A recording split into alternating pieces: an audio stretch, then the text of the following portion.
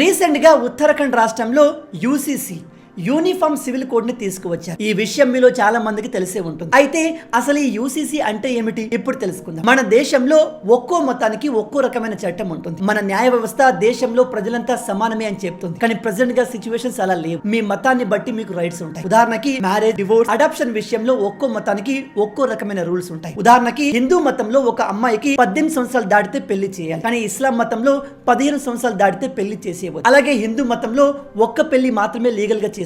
కానీ ముస్లింలు అలా లేదు. వాళ్ళు ఎన్ని పెళ్లిలైనా చేసుకోవచ్చు. ఈ విధంగా వివిధ మతాలకు వివిధ రూల్స్ ఉండడం వల్ల దేశంలో అసమానత పెరుగుతుంది. దాన్ని తొలగించి దేశంలోని ప్రజలంతా సమానం, కుల మత జాతి భేదం లేకుండా అందరికీ ఒకే రకమైన రూల్స్ తీసుకురావడమే ఈ యూసీసీ. అయితే అతి త్వరలోనే ఈ యూసీసీని దేశం మొత్తంలో తీసుకురావాలని ప్రెజెంట్ గవర్నమెంట్ ప్లాన్ చేస్తుంది. దీని గురించి మీరేమనుకుంటున్నారు? ఈ యూసీసీ దేశానికి మంచిదా చెడ్డదా? మీ ఆలోచనల్ని కింద కామెంట్ లో చెప్పండి.